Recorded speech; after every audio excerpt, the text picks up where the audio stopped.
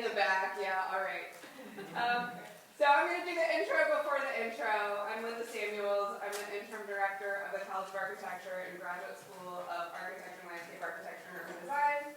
And I'm the chair of Urban Design, and I'm going to be speaking in that capacity for a minute. Some of you who are here are urban design students or dual degree students. I'm just going to tell you a little bit about the Informal Cities, which we are kicking off tonight with James and John as our guest lecturers. So we have 2 workshops in the one-year MUD program, and I kind of think about them as like the hot peppers.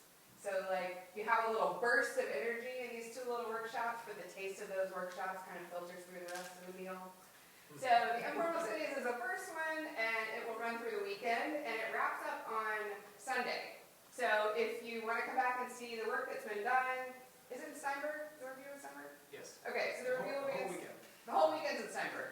It's really fun to come watch. I've come and just watched before. But the review, the wrap-up will be on Sunday at 2. So the Informal Cities is one of the workshops, and the Lively City, which happens over spring break, is another workshop. And both of them are for credit, so the Informal Cities is a 1 credit hour, and the Lively City is a week long, and it's a 2 credit hour. And that we usually have in a city where we can go and be embedded in an environment that is public, where we can study public life. So it's a place that's vibrant and busy and dense and has biking and walking. We've been to London, we've been to Rotterdam, we've been to Copenhagen.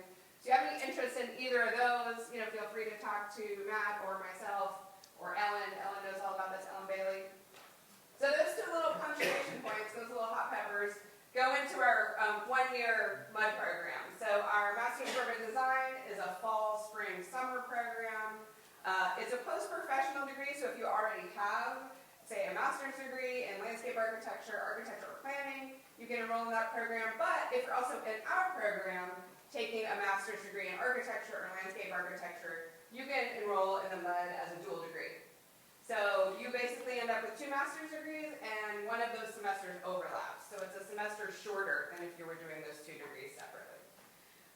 We're excited about our program. There's a lot of good stuff going on in the Master of Urban Design. We start in a city like St. Louis. Right now, the students, I was just on their midterm review, are working in South Chicago. Next semester, second semester, we work in a kind of growing U.S. city. And then the summer, we have a global urbanism studio. And Jonathan's been running the Global Urbanism Studio for us. So Jonathan Stillman is also the minor advisor this semester for undergrad. So if you're an undergrad and you're interested in the urban design minor, he's the person you would talk to. It's a 15-credit minor. It's access to the graduate seminars for the undergraduates, and it's also a dedicated studio focused on urbanism for that group of students. So that's a little bit about our program. If you have any questions, you can always talk to Matt or Jonathan or myself. We'd be happy to answer questions. We're very excited today to kick off Lively Cities. I've known James for years. I just got to meet John, and I'm going to hand it over to Matt Ernstein, and he's going to introduce them better than I can. Thanks, Linda. All right. I'll try it from up here, too. Everyone hear me? Good? Cool. Thanks all for coming. We're really excited tonight to have James and John here to help us understand informality, understand it through a cultural and identity perspective, but also to think about informality that's present in our everyday lives, in the informality. And so we're kicking off this workshop. It's the 11th year of the Informal Cities Workshop. We've moved around a number of years, but the crux of it is that we invite practicing professionals, those who are deeply engaged in the work, and they're doing it in their everyday lives. They come here for the weekend, and they work with students in a hands-on, very much an analog mode, developing ideas and concepts. So I like the idea of the hot peppers. Maybe we'll make it even spicier this year. Some years we've had it where students find shots that come throughout the weekend, and so those are quite fun too. But the reason why we think about informality, and the reason why we're thinking about it in this context, is that there are many ways of building cities and building architecture. And the way that they form is not always done in the style of traditional architecture or traditional urbanism. And so there are over 1 billion people who make their own cities, make their own neighborhoods, make their own informal settlements. So the UN, the World Bank, has recently declared that informality is not going away. and that it's here, it's permanent. And the only viable solutions are to upgrade sites and services, and to do it through community development, community building.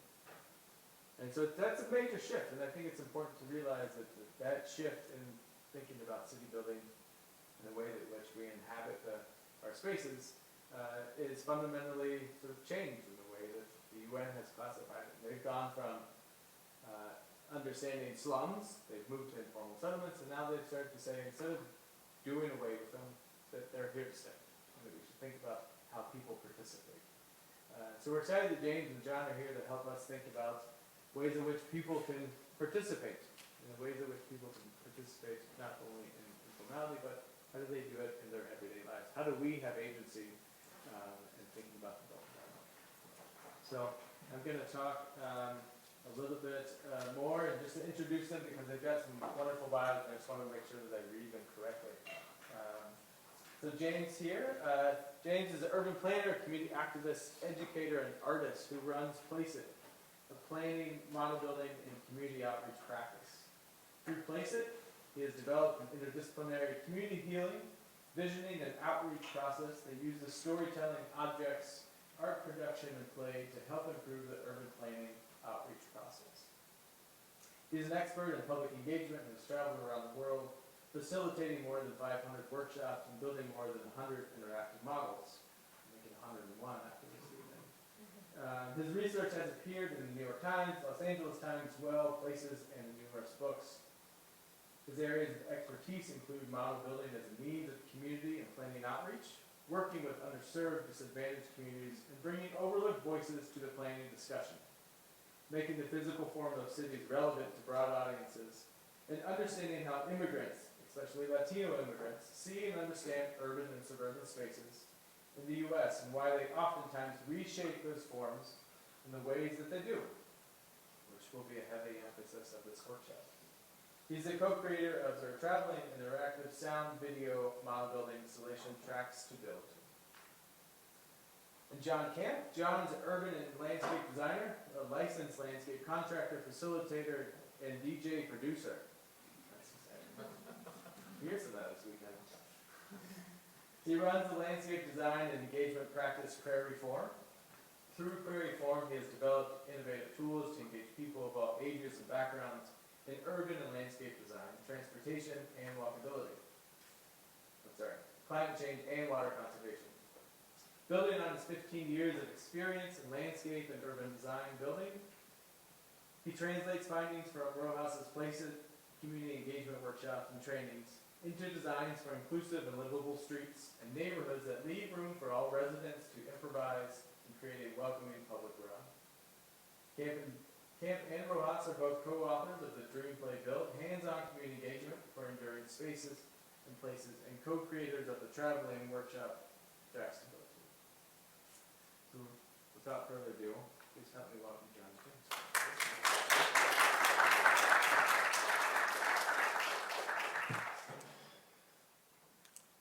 All right. Does this work? Okay. Are you going to dim the lights? All right. Thanks for coming, everyone. So what we're going to talk about, thanks, Matt, for introducing us, is Dream Play Build, hands-on community engagement for enduring spaces and places. I realized when I was staring at this, there should be a hyphen right there. Did anyone else notice that? Were they like, ooh, bad grammar? Next time. Well, so thanks for having us. I just want to put this up here just to thank you guys for reaching out to us and inviting us this year. We're on kind of a whirlwind travel tour right now. So I was just in Minnesota, James is in LA. Before that, we were in New York, Pennsylvania. Then we were in Chicago before that. And after this, we're going to Reading, and then we're going to Yuma. So anyways, it's good to be here. So as Matt mentioned, this is us. So James is Place It, and I'm Prairie Forum, and we do about 80% of our work together, but we are separate entities. So what we're going to be talking about is community engagement, but also community engagement around landscape, urban design, architecture, and the projects that we work on, but a very different kind of community engagement. So it's a community engagement that centers on mining people's memories from childhood using their hands, using their senses, and everyone connecting by way of their own humanity, and leading to just better results overall in community engagement. So just a little overview of what we're going to talk about. So we will give a little background of ourselves, a bit more background, and then we'll talk about the psychology of working with the hands and senses. So a lot of people ask us why we engage people through the hands and senses, so we'll talk about why, and that has to do with psychology. Then we'll talk about some project profiles and applications and the methods, and then we'll have a Q&A, and then you guys will be free to go. If by the end of this you're not sick of us and you want to read more, this is the book. Dream Play Build came out on Island Press in I think a year and a half ago. It's gone by. I can never remember. The discount code is up there, so if you can order it directly off the website, you get a discount. All right, so let's talk about ourselves a little bit more. I'm going to pass this off to James.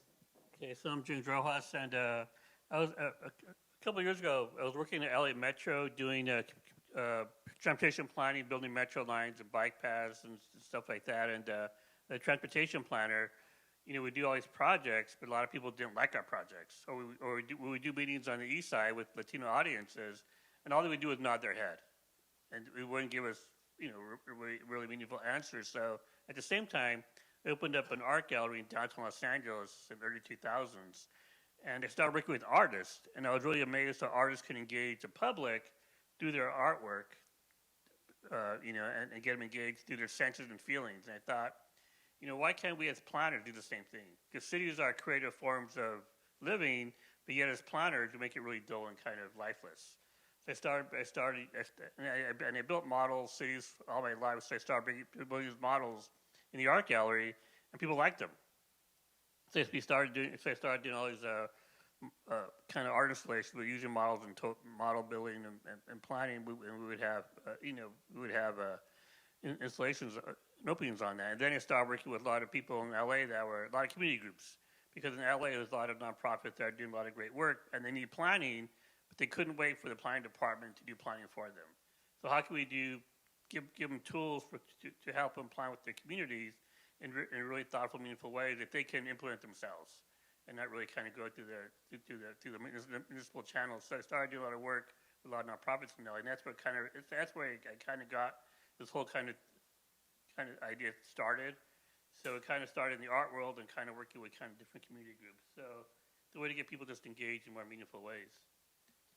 So in case you didn't figure this out, that is me, that's James. So this is much younger versions of us. This will all happen to you, young folks out there. You guys will be like, oh my God, I can't believe how quickly time's gone by. I'm such an old person.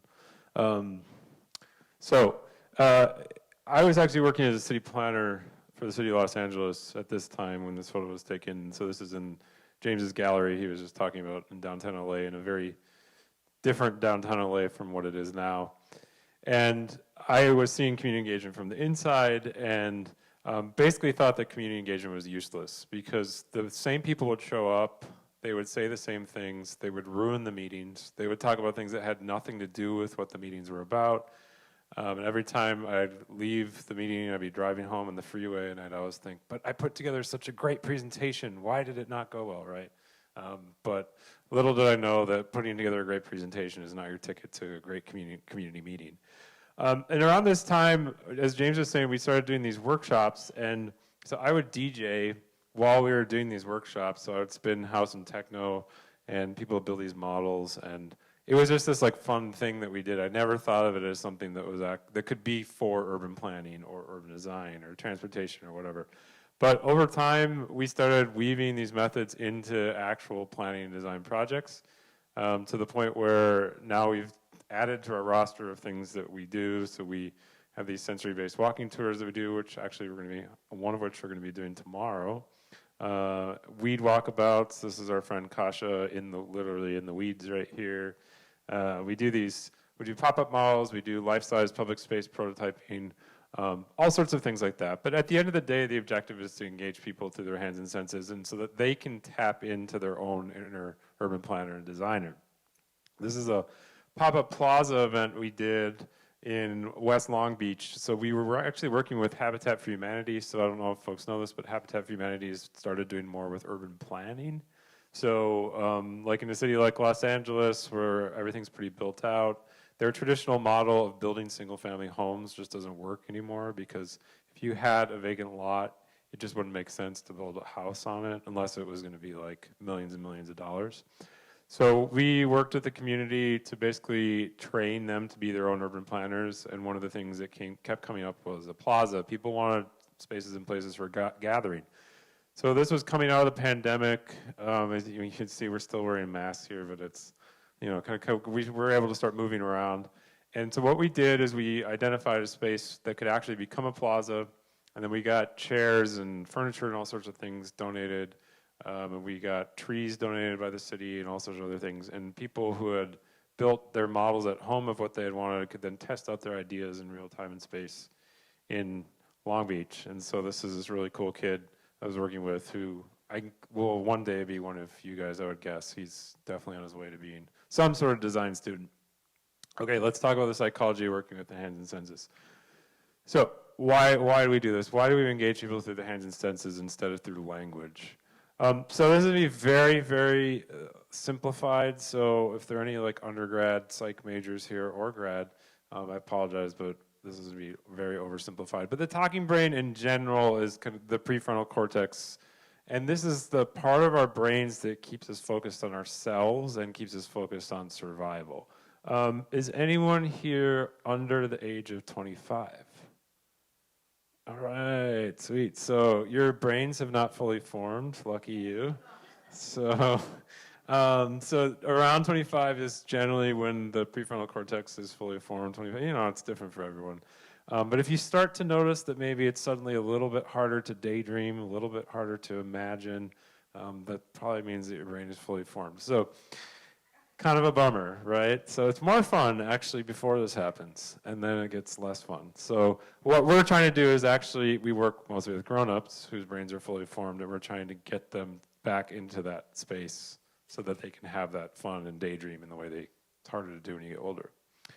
So community engagement, has anyone been to a community meeting here, like a planning meeting, municipal meeting? Okay, we've got a few. Okay, all right. So you know the drill. So generally it's presentation, here's what we're gonna do, and then here's our time for questions or comments, and you get your 2 minutes to just speak your mind, right? But what happens is that the prefrontal cortex part of our brains, that's the part that's fired up in that setting. And so this is why people tend to say the same things at community meetings. So for those of you who raise your hands, some of this might be really familiar to you. So, you know, it doesn't matter what the meeting's about. People will say, I want more parking, right? My life would be so much better if this was everywhere around me, right? Just this all the time.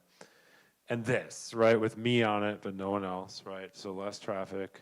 And definitely not this, right? So the horror, like, no, not this. So what happens is that we wrongly conclude as planners, as designers, as just citizens that all people care about are these things, right? Parking, traffic, and density, and beyond that, they don't have any other cares.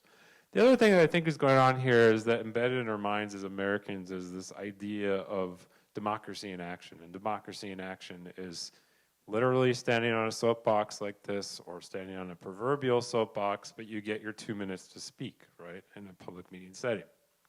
And this is lovely, and here's this guy, you know, speaking his mind, and we think, wow, isn't that great? But a lot of times this is what it looks like, right? So it's like angry guy or angry gal. A lot of times it's angry guy. I hate to say it, but it is. Who comes and ruins the meeting, right? They've got their axe to grind. I've got something to say, right? So I don't know what he's saying, but it's really important. So what happens is that we wrongly conclude, because someone like this will speak and no one else will, and then we wrongly conclude that, well, I guess no one else had any ideas.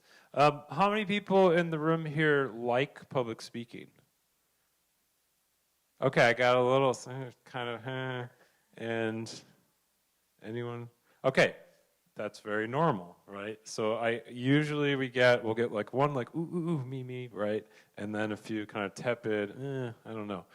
But the people who raise their hands and are like, yes, I love public speaking, this is the minority always. And why is this? Well, psychologists attributed this to the fact that when we lived out in the wild and we were, say, out in a field and there was an animal that locked eyes with us, it meant that animal wanted to kill you, right? So what this translates into in modern day times is that we don't like being stared at, okay? So if you, I don't know, if you're somewhere and someone's staring at you and you're like, why is this person staring at me?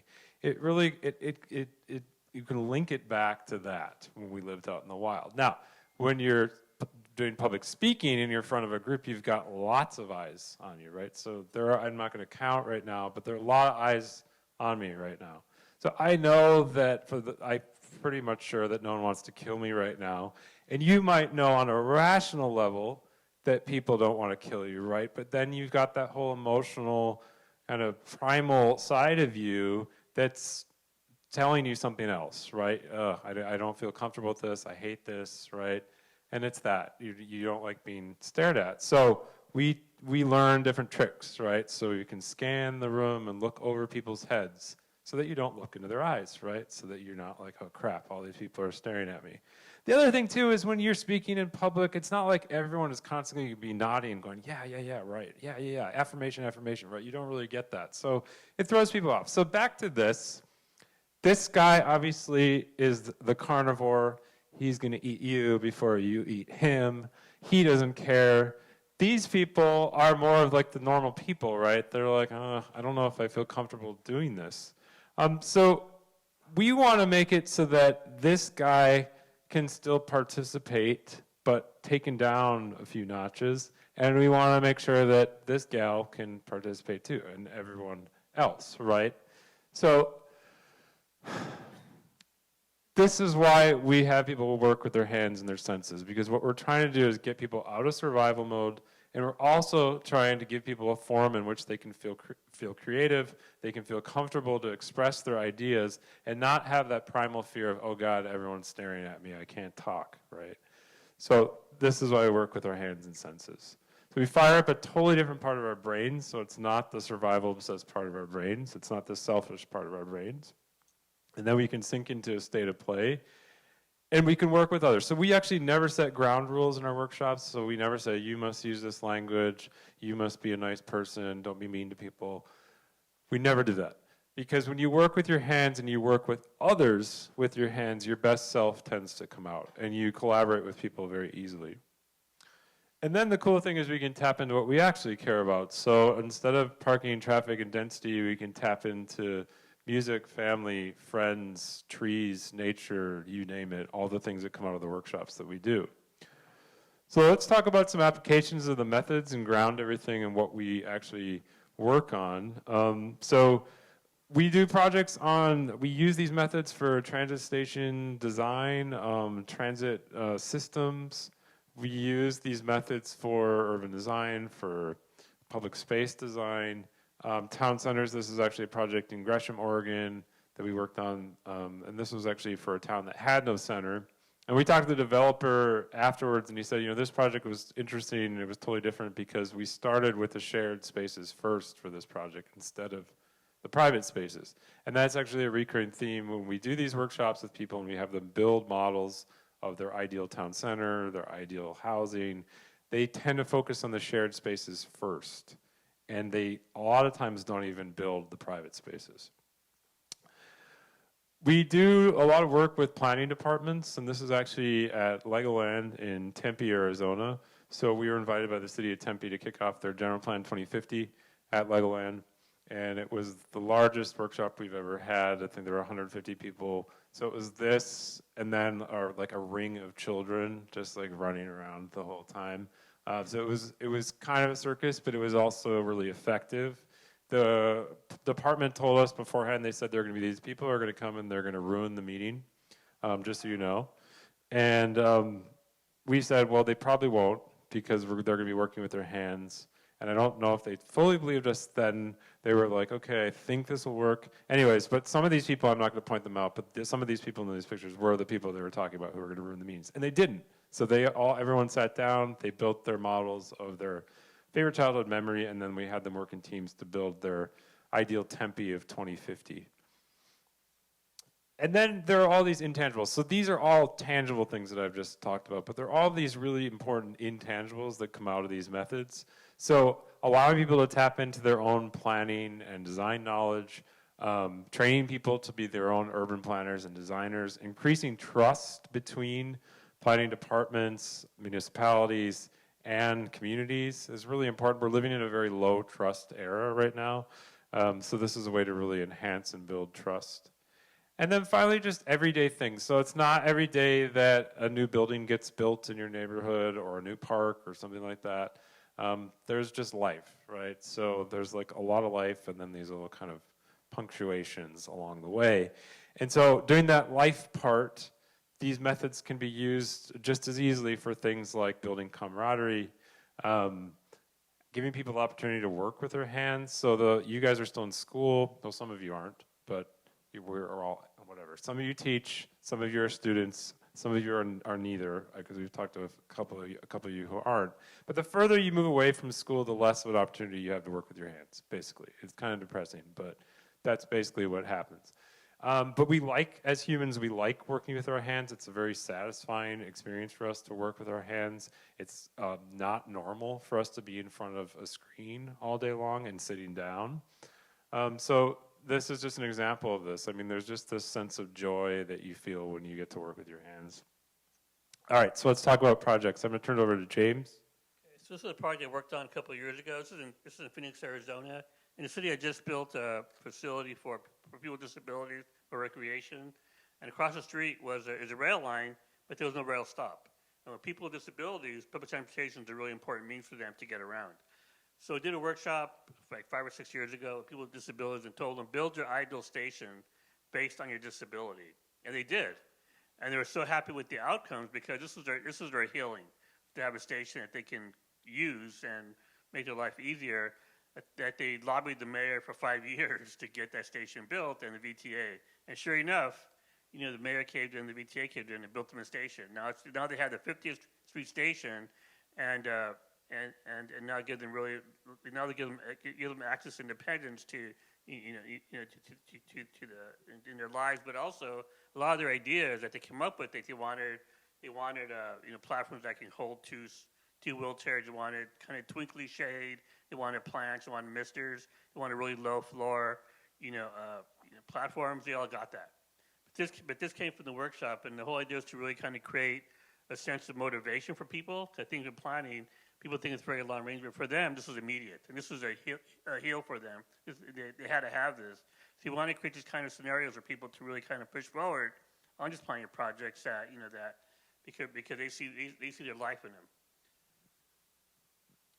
The other thing about this project too is we interviewed one of the participants for the book, and he said, this station gave people a level of independence that they never had before, because this is in Phoenix. You imagine Phoenix in the summer. Some of you might be from there, so you don't have to imagine it. But before this, people would have to get on and off 2-3 buses to get to Ability 360. Now they can actually just get on the train and go. Or other than riding the bus, they would have to have a parent or a sibling or someone drive them, or they'd have to do some sort of van pool, and now they can just take one train to get there. All right, let's talk about the next project. This is the South Colton Livable Corridor Plan. So this is a year-long project that we did in a neighborhood called South Colton. Is anyone from Southern California here? No? Okay, that's fine, that's fine. Most people from SoCal don't even know where this is. This is inland Southern California near Riverside.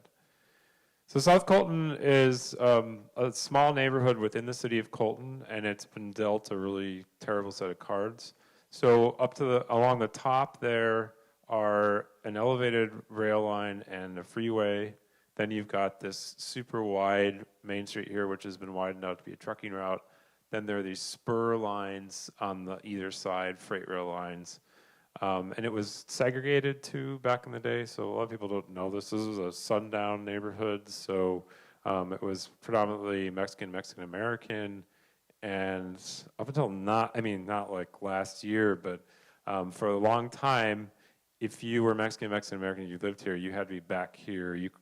by sundown, so you couldn't be downtown on the other side of the tracks. You had to be back here by sundown. The movie theater was segregated in downtown Colton. They had their own swimming pool here, a separate swimming pool for the neighborhood. So it's like crazy stuff. You never think of of segregation being a part of Southern California. Anyways, so this gives you a sense of just the lay of the land. So, well, this is the main street, super wide, crazy hot in the summer, barely any shade. Lovely residential neighborhoods off to the sides, but this is the thoroughfare through the neighborhood. So we interviewed one of the participants of the workshops that we did, and this really sat with me what he said. Because when people built their favorite memories of the neighborhood, a lot of them built memories of walking, and they loved walking. And he said, now everybody drives, even if it's one block, nobody walks. So, very SoCal. All right, so this project did result in more kind of formal things when we think of urban planning. So formal things like zoning changes, designs. This is a street section that I drew. There were a lot of like new streets that we were proposing and modifications to street widths and things. And those would all ultimately go into the livable corridor plan. Plaza, so this is actually getting built. So similar to the other project I was talking about with Habitat for Humanity, people kept saying we want plazas, we want spaces for gathering. So this is going to be happening. But unlike a traditional community engagement project, in this case we use completely unconventional ways of engaging people. So this is the first model building workshop we did with folks. We had them build their favorite childhood memory, and then we had them work in groups to build their ideal South Colton.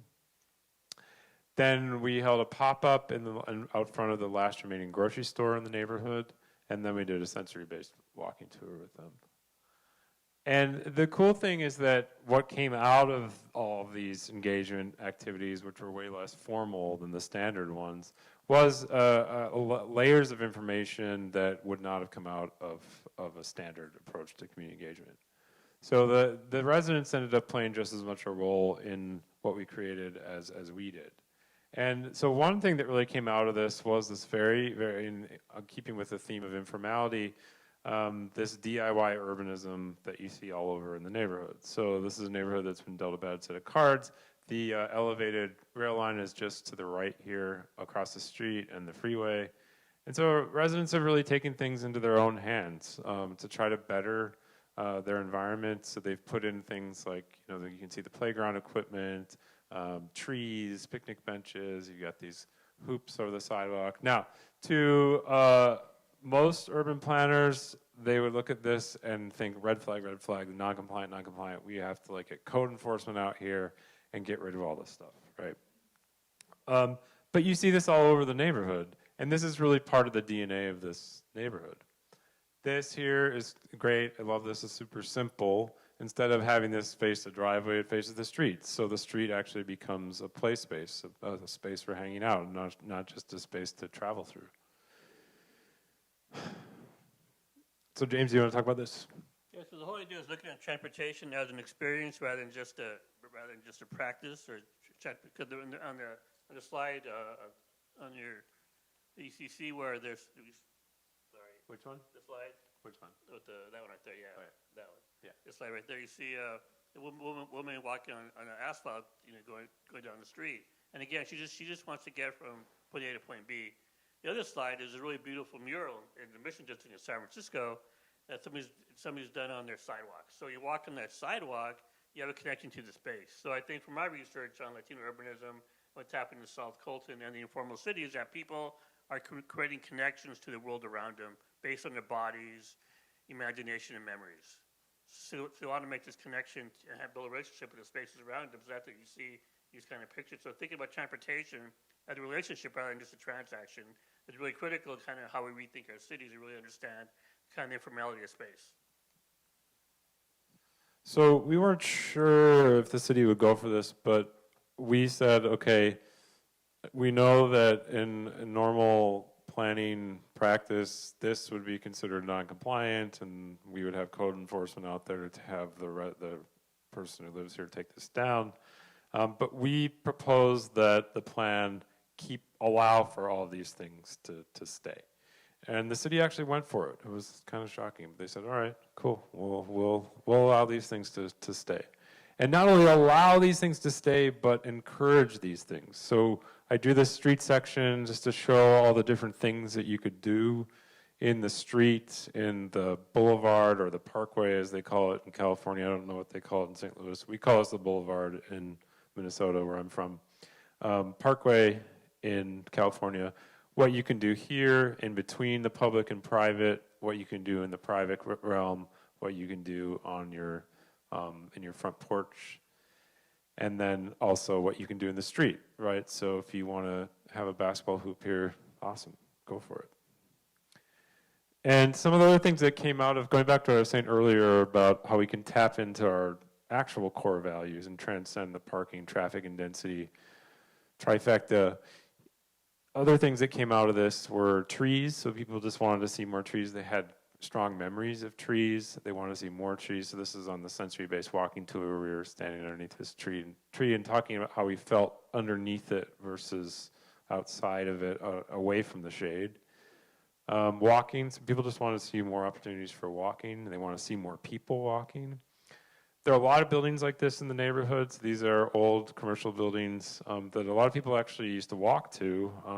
They had general stores, corner stores, all sorts of things in them. And people wanted to see these come back as something else, right? Maybe not as a general store, but something. And then, of course, spaces and places for gathering. So this is the vacant lot that we identified that could become a plaza. And there it is right there. And eventually we'll have a picture of the actual plaza.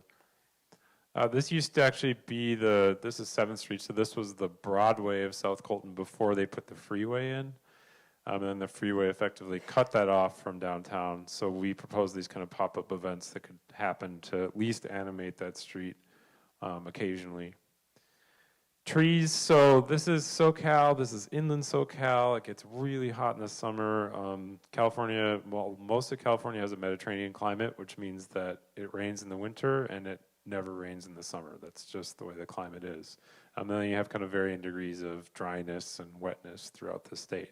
So this is definitely on the hotter, drier side. A lot of the trees that had been planted in the neighborhood were like magnolias and things that grow in southeastern climates where you get a lot of rain year-round. So we came up with a new tree palette of trees that we saw already growing there and also trees that we knew that would thrive there. Housing, so we did propose housing and actual maker artisan spaces, so not kind of like boutique-y ones, but like real ones for people who actually make things. And people love that idea. This is a connection between, so this is the freeway, and we proposed making the connection at least a little bit less awful between downtown and South Colton. Then this is the final review that we did with the residents, and so we gave them 3 kinds of stickers. We gave them smiley faces, flat affect faces, and frowny faces, and we had them just stick those on the things that we had come up with. And the vast majority of them were smiley faces, and there were like 2 frowny faces, which surprised us actually because you know, you can get kind of ripped to shreds in these community meetings in the way that you might get ripped to shreds in your architecture critiques. I'm not sure that's happened to you. It's definitely happened to me, or it did happen to me. But no one said they wanted, so people didn't really complain, and they didn't say they wanted more parking. They weren't opposed to the housing. So we asked people, or we asked this council person right here who we worked with, why? So why were people so positive? And he said, well, because they felt heard. You listened to them. Do you guys have a question? You two? Do you have a question? Okay. This did also result in very formal things like zoning changes. And now, you know, some of this is just going to be in the hands of enlightened developers. That is part of this, is that you do have to have some private investment. And so how do you kind of change things a little bit to make that more attractive to private investment? All right, so let's talk about the next project. This is Frog Park Climatescape. So this is a landscape design project that we did. So a climatescape, I've been doing landscape design for the past 15 years, and I do these projects where I monitor how much water every plant gets. Every plant has a number, and I want to see how much water do they need until they get established so that they can be on their own. This is the first one I did. I didn't call them climatescapes back then, so this is in Minneapolis. They got public funding for this, so it kind of doubles as an ornamental landscape in a science experiment. And we monitored how much water every single plant in this landscape got to see how much water they needed before they could be on their own. So most of these plants have not been watered for like a year.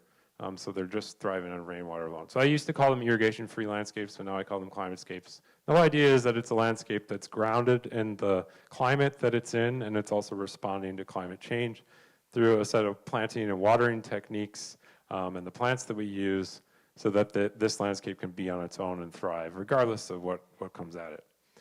These are all the plants you can see for this project, and all the numbers. We had like 200 some plants in there. So we got approached in Oakland. This is in Oakland, California. We got approached by folks in the neighborhood that we actually live in to redesign this space right here. And so this had actually been a playground at one time, and then the playground basically rotted, and it was a safety hazard, and parents wouldn't let their kids go there. And then it became a rose garden, and then the irrigation system broke, and all the roses died. And the head of the volunteer committee that works with the city to kind of oversee this park, it's actually a linear park, I should say, just to qualify this, and it's on leftover Caltrans land. So this is, you can see the freeway, and then this is where the BART tracks go right here. The BART is the train, the subway. And so there's this weird leftover land. This is true in most American cities, that you have these kind of strange leftover spaces from freeways because they really cut through what was once a very cohesive fabric. And so the residents actually worked to create this linear park. So up at the top, kind of where that green is where this is located.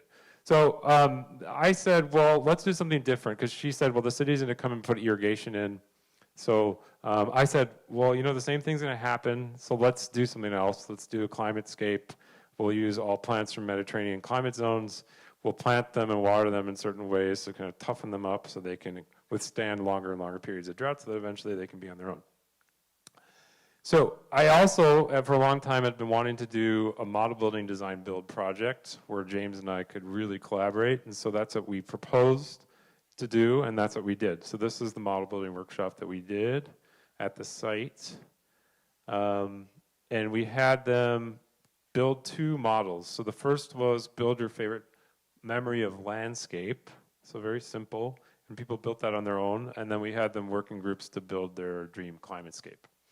And then what we did is we recorded everything that they had built, and we had them pull out recurring themes of all of the models they have built in their memories. And we took all that and then started to think about how we could translate different elements from here into an actual design, into a landscape. And one of the things that kept coming up in both was vertical elements, things people could climb on, seating. And I started to think, okay, well, if we had things people could climb on, there wouldn't be any plants left in the space, right? They would all get trampled, so it'd be like, what's the point? But would there be a way to do this still? Could we still have these vertical elements? Because we could still have some opportunities for climbing. So I started to think about the space as a stage or an arena, and this idea of bleachers or risers around a stage or an arena. So instead of sports or some stupid political argument, something like that, that's the spectacle, you'd have this quiet spectacle, which would be the landscape in the garden and everything that would visit, right? The bees, the butterflies, and people. And then you'd have these bleachers or risers around that you could perch yourself on and at different heights and just observe that, and that would be the spectacle. But I didn't want to do like literally bleachers or risers, so I started just riffing off of them and coming up with this sort of deconstructed bleacher riser concept. So this is another sketch that I did, and then this is another sketch that I did, and then this is what I came up with. So this is one view of the space. So you have these deconstructed bleacher risers, and they're kind of inspired by dock pilings in the Bay Area. So these are all over in the Bay Area where these docks have been abandoned, and they're just these pilings that are sticking up out of the water. You see these in New York City too, other places like that. And so that's what these are right here. So you could be a kid and climb on these and just sort of improvise. You could have a little tea party right here if you want to do, right? Or you could just sit there and watch the landscape. And then this is the other view, and this shows kind of the concept for the planting. One of the participants' memories was actually of taking her son to the redwood forest and seeing the understory of Trillium and then the redwoods. And I love that idea of the sort of overstory, understory. And this space is a little bit dark. The freeway, you can see the pylons right there, so that's a freeway. So the vertical elements we were able to put in, but I wanted people to be able to see through.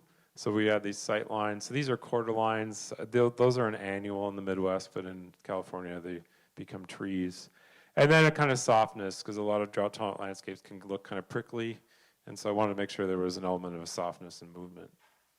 All right, so this is a jackhammer. So this actually became, unfortunately, something that we ended up having to use.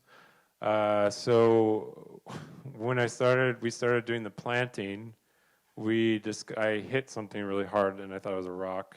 And then I started digging again and I hit something else and blah, blah, blah. Anyway, so I discovered that there was concrete, what I thought was concrete, underneath the entire site. So everything was going according to plan, and then this happened. It was extremely stressful. So I was like, okay, we don't have time to take all of it out, so maybe we just take like circles out. If this plant's here, its roots will still be able to find this hole in the concrete right here, right? So this is me looking super manly with a jackhammer, and we discovered that it was asphalt instead of concrete, which was a blessing in disguise. And we had a volunteer day, and we had about 10, 12 guys. It was all guys. They just wanted to use the jackhammer. Like, oh, I just want to use this jackhammer. So we had a bunch of dudes who just wanted to have a go at the jackhammer, and we ended up doing this all day long. Most of the volunteers left by 1 o'clock, and then it was just James and me for the rest of the day. So there's James throwing little. So we had this whole system of making a circle, taking the soil out, and then I would jackhammer, and then James would chuck the pieces of asphalt into a pile. And these are some of the volunteers. It was amazing that we had these volunteers. Actually, I don't know what we would have done otherwise, because we had to get on a plane like 2 days later to go to Chicago. And then this is our downstairs neighbor and me planting. So this is actually happening. We ended up having to condense 4 days of planting into 2. These are some more neighbors who helped out. We crowdsourced some of the plants too, which was mostly cool. It was a little bit of a pain in the ass in a certain sort of way, but we ended up getting certain plants that are very expensive in the nursery, but easy to access or get if you have them in your yard, because you'll probably have a lot of them. So we got some of those crowdsourced. So it's cool. You know, we had all these different people working on this project, and that's part of the point, is bringing community together. And then this is what it looked like right before we left. So there is going to be a gravel mulch going on top, and then the phase 2 is going to be the seeding. So we have to figure out that whole installation schedule for that, which will be probably even more complicated than this. And then here's another view right here. All right, last project we're going to talk about is tracks to build to. So when the book came out, James and I were just thinking about, you know, what new things we could do, and one of the things we were responding to and thinking about was just how language obsessed everything's gotten. We're living in this very language obsessed time. You must use this word. You can't use this word. You're wrong. You're right. Right? It's usually not you're right. It's usually just you're wrong. So we're very familiar with this dynamic, right? Tweets, just pushing each other's tweets out of the way. It doesn't have to be on Twitter. This happens in all manner of social media, on all manner of social media sites. But and we started thinking about political polarization. Is there a way to reduce political polarization by having people work with their hands and not by having people just talk? So we wrote an article about that. And this quote I love: often the hands will solve a mystery that the intellect has struggled with in vain. This is Carl Jung. And this is really true. We have all the sensory information inside of us that can be hard to access by way of language, but that can be accessed through your hands. And we also like working with our hands, as I was mentioning before. Flow state, are people familiar with flow state? I mean, you guys are all design students, you teach design, so you're familiar with this whole getting into this space where you just kind of get into the zone, get into a groove, right? You're designing, you're building, whatever it is. So it's kind of another region between body and mind. We like being in that. And music is actually a really useful tool for helping us get into that flow state, because it helps us tune out what's not important and tune into what is. And I was thinking about DJing and how DJing can be less of a spectacle and more as a way of helping to get people into a flow state. So I used to go to raves in the 90s. This is not me. But this is kind of what they were like. So they were in these raw spaces. And the experience always started before the rave itself. So you would find out about this event, then there'd be a map point location, and on the day of the event, you would drive to this map point location or maybe walk. You would get a map that was on a piece of paper, hand-drawn, right? Literally hand-drawn with just like a few of the main streets and like an X where you're supposed to go, and then you would go to this place. Some of these places, I couldn't even tell you where they were, even though these are all in my hometown. And then you'd hear the sound of the event, you know, like, boop, boop, boop, right? It was awesome. And then you go in and it would be some variation of this. But the crazy thing is I don't remember what one DJ looked like. I remember all the other stuff, but I don't remember what one DJ looked like. And now, this is what we have, right, for DJ culture. It's like there's a dude on, it could be a guy or a girl on stage, and everyone's just staring at the DJ, pushing some buttons, like, wow, how boring. What I was trying to think about is how music could be involved in the work that we do to invite people to explore larger themes. So this is part of a larger series. I'm producing music for this as well, all crafted around the idea of working with your hands. And we're bringing people together to explore an idea, and we're also riffing off this idea. A friend of ours, an artist, architect friend of ours, came up with communities of inquiry. So communities can be formed around culture, identity, geography, you name it, but they tend to have, while they will welcome some people, they will not welcome other people. So if we come together around an idea, something that we have a shared interest in, can you create a community that doesn't have those walls? So the first event we did was at the Exploratorium in San Francisco, and what we actually were looking at was what a lot of cities are looking at right now in the US, which is the future of downtown post-COVID. A lot of downtowns are really vacant. San Francisco is no exception to this. And so we were looking at Market Street. So this is the model that James built. And then I was like, well, what if we had a camera above the model and it filmed people working on building, you know, just working with their hands, and then we had it project, that image project onto a screen behind where I was DJing. And then people could, you know, watch the screen, they could participate, you know, they could do whatever they wanted, but they could engage in different ways. And then this is what it looked like. So we worked with the folks at the Exploratorium, and they rigged up this whole setup, and it was awesome. This is the model right here.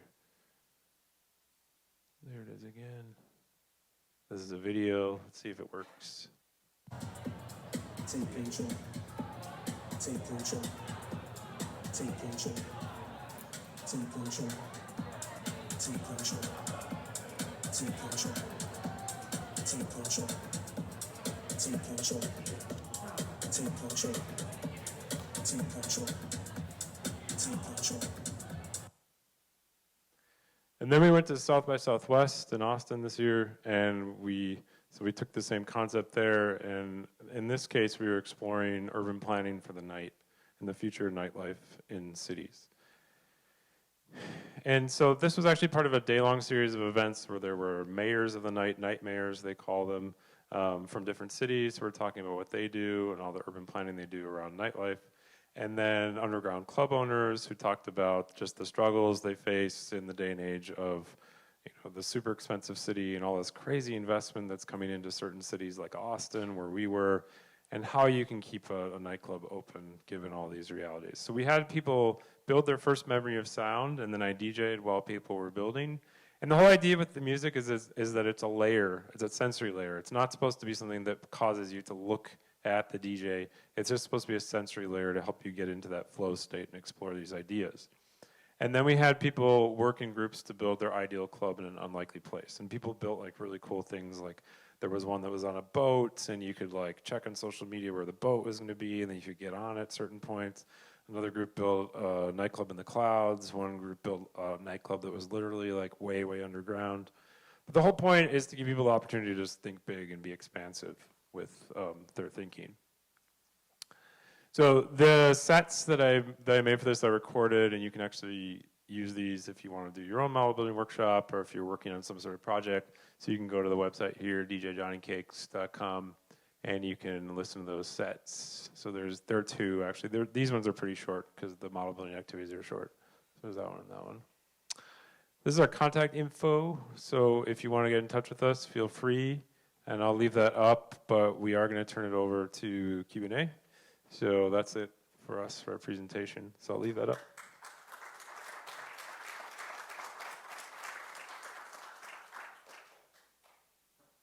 Questions?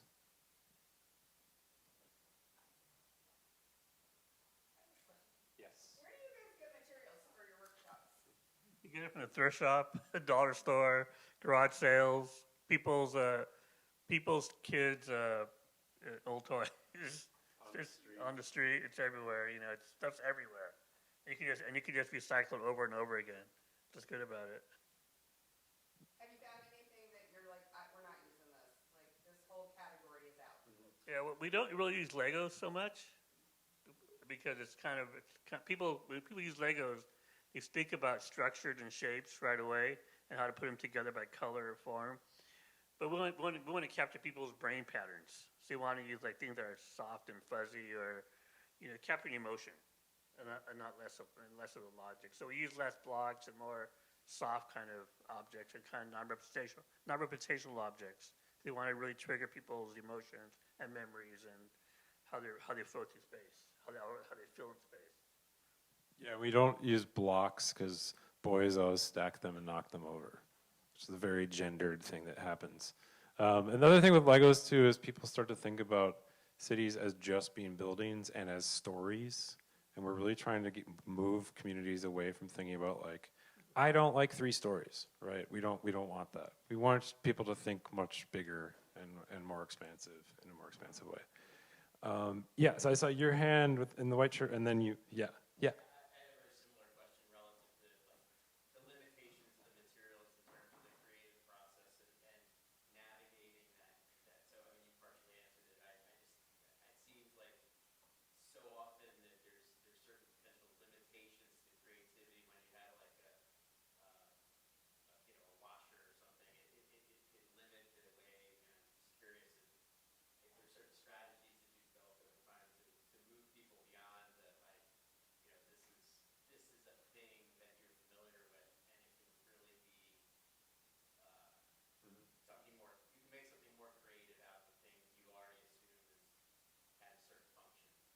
Yeah, I think that's kind of the kind of magic is you want to get people into their imagination, because once they go into their imagination, they're open-minded to new ideas. So we use a lot of hair rollers because they could be a building, they could be a subway, it could be a tree, it could be all these things, and they could be in the lightweight, but we want to get people to really kind of use their imaginations, so. If we gave people just like houses and cars, they build houses and cars. So we keep away from representational things. We may have one animal in there, but it's all popsicle sticks, pipe cleaners. Because a lot of people like to weave for some reason, so a lot of weaving with their hands, So we use stuff that really kind of makes them use their hands and kind of get into that flow state. So they could open up their mind. It's like an artist. You want them to really kind of use their imagination to kind of construct something, investigate, construct, and reflect on it. But it really helps them to say, yeah, like people will say, I had a memory of the beach, but I had no idea how to create a beach. So I saw this blue hair roller, and that became waves.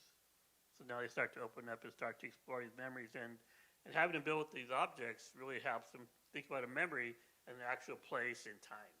So now that memory has some material value to it, and they can really add to it, but it really helps them to use. And also using things that are different scale.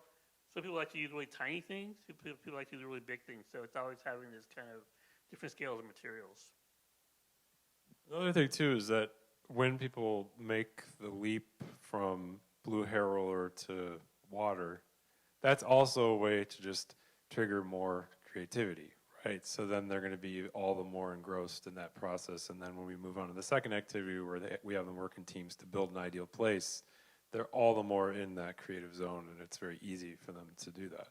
I will say, with grown-ups, it's harder because people aren't as used to working with their hands, especially in this day and age, because it's so digital. So with grown-ups, like, we definitely usually for the meetings will have a padding at the beginning where people just sort of file and settle in and just get relaxed and get comfortable because they're not used to this, and so it's a way for them to just be comfortable, and then they'll be ready to start working with their hands. And it's interesting because anything that exists kind of outside of reality has like an entry ritual and an exit ritual. So sports are like a good example of that, where you have the national anthem, you do all these sort of, things, and then comes the game, and then you've got something at the end, right? And it's the same with this. This is something that exists sort of outside of your everyday reality. So we have this sort of entry, exit ritual to pad that experience. Yeah, you had a question. Yeah.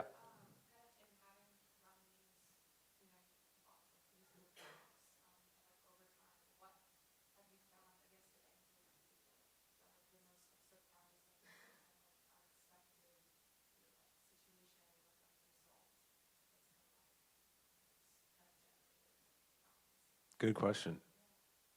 Well, I've been over 1,500 workshops, and we always start with the reflective prompt, such as building your favorite child memory. And what's interesting is that it's always the same response. It's always nature, physical activity, sense of belonging, a sense of safety, a sense of healthy living, all for everybody. But it might be in Korea, it might be in Mexico, it might be in San Francisco, it might be in New York City. But as kids, it's your body is your brain, so all your senses are opened up. So you have these really sensory-rich experiences. And what I tell people, that's your DNA for city planning. Because that's a memory that every space you occupy as an adult, you bring that memory in with you. So you have to take ownership of that memory, understand it, and uplift that story and put it into your design or your transportation plan or housing plan. But it's always I could say it, but I want people to kind of go through the whole ritual of kind of discovering that themselves, because it becomes a lot more powerful and meaningful for them. Because people just have that aha moment. Oh yeah, we have all the same memories, all the same themes, and that's kind of one of the surprises. It's all basically the same thing. Yeah, and in my case, I think the biggest surprise is what people don't build. So that's what stands out, because people, two people in all the workshops we've done have built parking.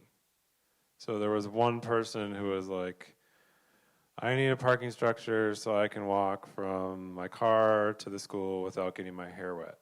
That was right. But that was one person, right? An exception doesn't make a rule. And there was another workshop we did where one guy actually, he didn't even participate.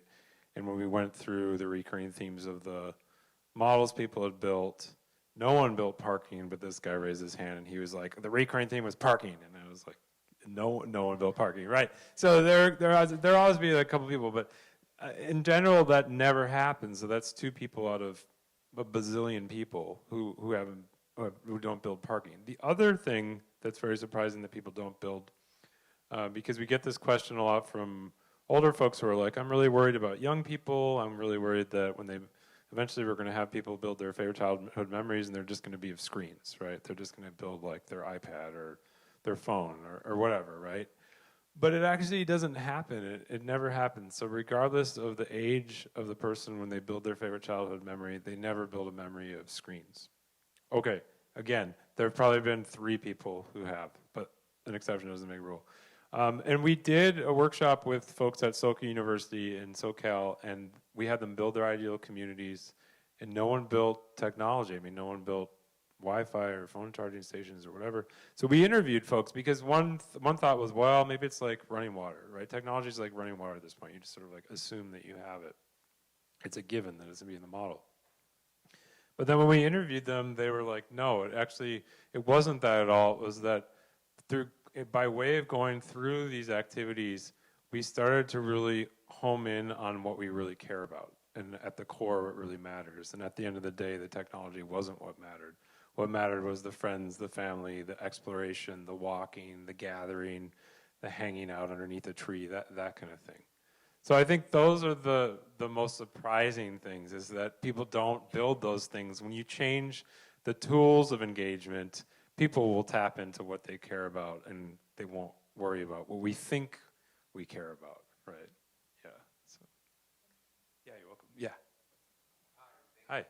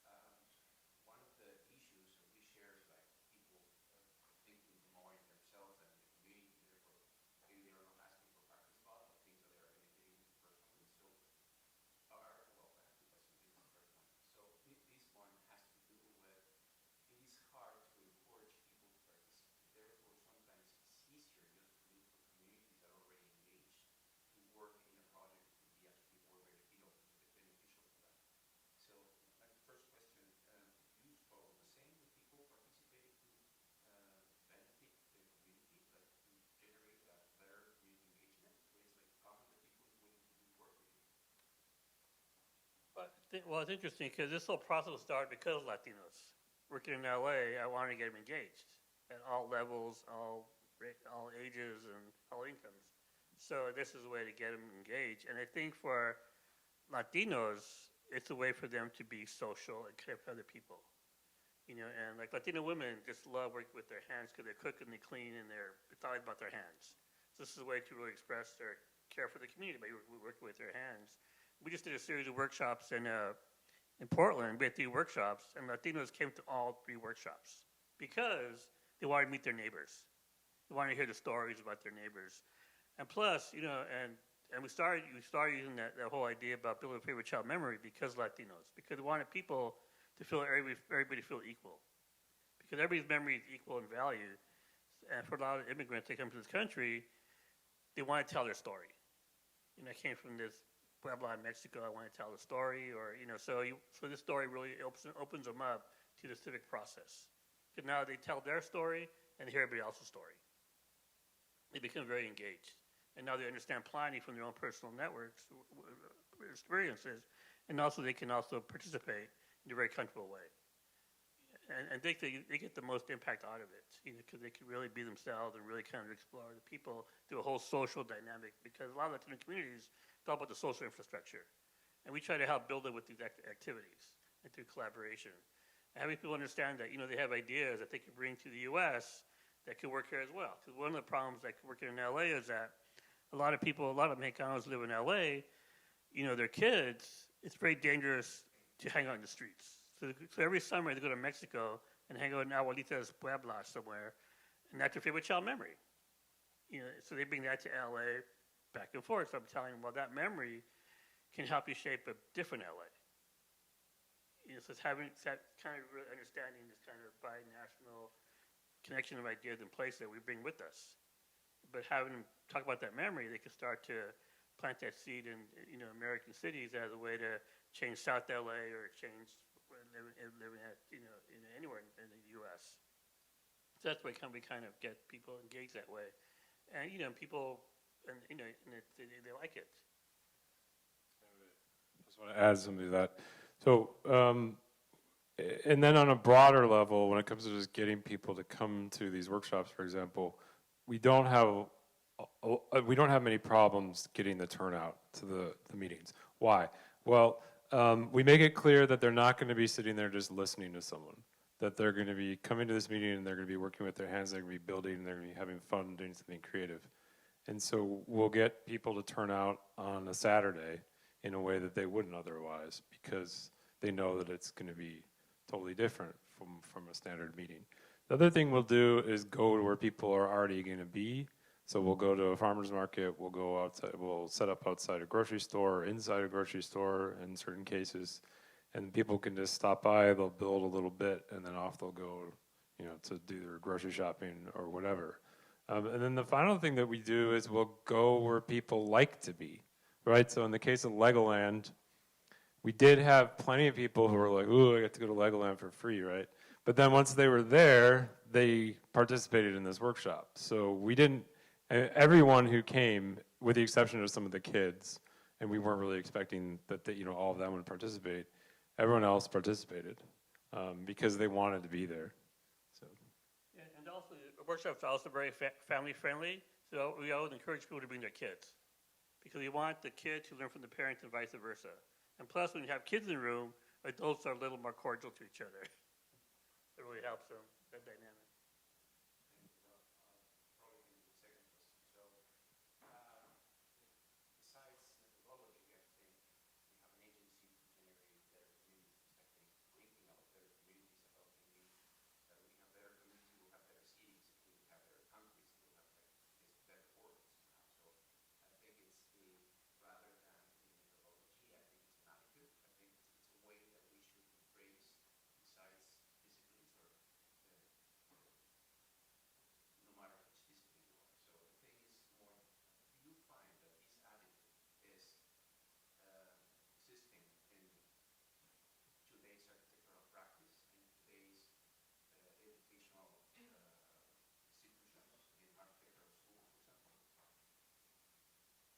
I think it's changing in the urban planning arena because I think a lot of people want, we see more women in planning and they want to have more meaningful engagement. They want to have more community outreach that really taps into people's memories and ideas and and the filling the space.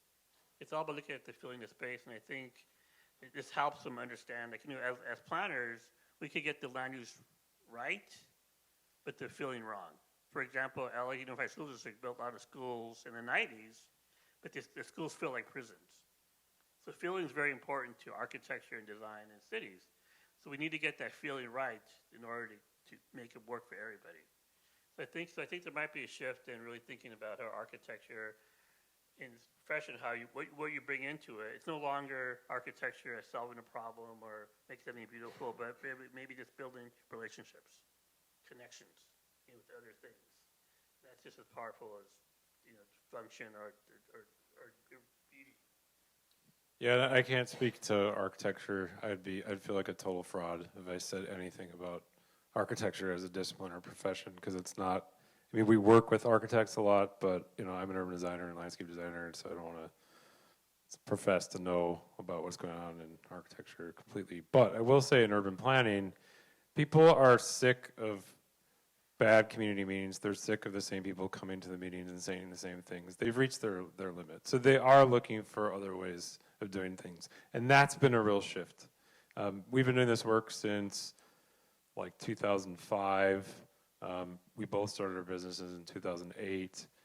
It's taken, our initial clients, our initial audience was not planners, I wouldn't even say architects. You can correct me if I'm wrong, but I don't remember architects being a part of it because it was too, it's not top down enough. I think that's the thing, like historically with architecture, it's very like top down and very kind of precious. And we're using junk, we're building these models with junk. They're not at a scale. We never have residents work at a scale. That's where we draw the line and we're like, no, we're not gonna have residents work at a scale. We can do that, but that's asking too much of a resident. So, but going back to urban planners, they're sick of it. They want to do something different. And that started to change, I don't know. I mean, I don't know. There wasn't like an exact year, but like 2018, 2019, I feel like that's when things started to really change. And urban planners were approaching us and saying, okay, we want to hire you. We want to do this differently. Like the Tempe thing at Legoland, that never would have happened 15 years ago. No way. And the more we do it, the more people see that it works, and so on and so forth. So that sort of answers your question, yeah. And I think also because of climate change and being more inclusive, these kind of tools are changing. Because now it's no longer like in planning, it's always been the highest and best use. But now we find out that our resources are depleting, so it's no longer be highest and best use, but kind of different ways of thinking about the future of cities that are not just transactional. Any other questions? I know people are, yes?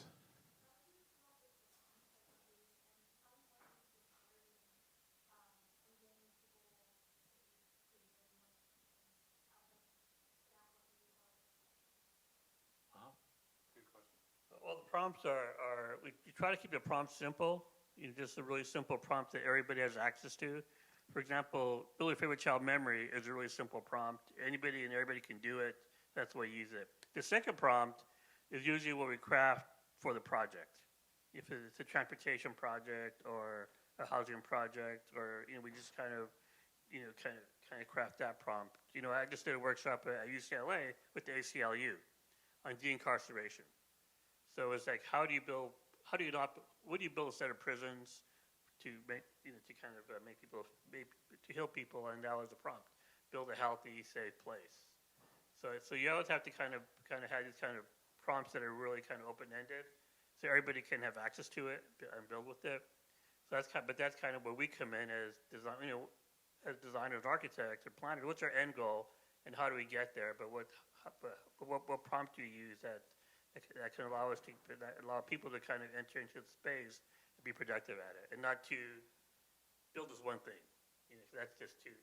We could have told them. We could have told them we design a prison, but that would have been complicated for them. But we just want to by having them build a healthy, safe community. Now you think about transportation, housing, parks, and open space that goes beyond just the prison walls. The prompt's really important. Yeah, another thing I was thinking about that is a good question. So when we first started doing these model building activities, we actually didn't use the memory prompt, the first one. And we put it in because when we would just start with build your ideal city, for example, planners, architects, design professionals would build like a textbook city. Right, so they'd be like, okay, here's our accessory dwelling unit, here's our like transitory development, right? So it was all just like spitting back what you've learned from your classes and your textbooks and so on and so forth. And so the memory activity was a way to really get people out of that mode and also take them to a shared space. So we all have a favorite childhood memory. We do occasionally have someone who will say, I don't have one. But then once they go to the objects, going back to the question about the materials and their effect on the activity, we'll say if you can't think of one, go over to the objects and you'll think of one. And invariably they do. The objects are able to jog their memories and they'll come up with one. So the memory is a way of bringing everyone to the same level, no matter who you are, no matter where you're from, what your background is. Everyone has a child memory. No one is better than the other. And so after that activity, you really notice a change in the dynamic in the room where people start to feel like they have things in common with each other, whereas before they didn't. And then they're ready to work together to build. And then I'll say about the phrasing of the prompts, we keep everything super simple. So like in design school and grad school, I was always thinking like, you're like, how to make this really complicated and challenging. But then when we work with the public, the main thing is to not do that, right? So like we do work on environmental justice quite a bit. We never use the term environmental justice with the people we work with. So the prompt that we've used for those projects has been build a safe, clean, healthy city, right? And that will it will be easy enough for the residents to understand, but will also generate the kinds of information that we need for creating the environmental justice element of the general plan. So simpler is generally always better, in our case, yeah. So simpler and happier, because what happens is that the child memory prompt is also like a cleansing. Because people come to meetings angry and frustrated and pissed off, and they're ready to pounce. So you want to you kind of want them to get out of that brain space, because if you go with that, you're going to create dystopia. So people need to be in a good space, a happy space to plan utopia. So that's why the memory kind of is like a cleansing for them to really get in that happy mode, open mode, and just really plan a beautiful place. Otherwise, they're going to be planning dystopia. Any last questions? I know people are tired. It's late. All right, I'm gonna the moment you've all been waiting for. Here it is. You won. All right. So there you go.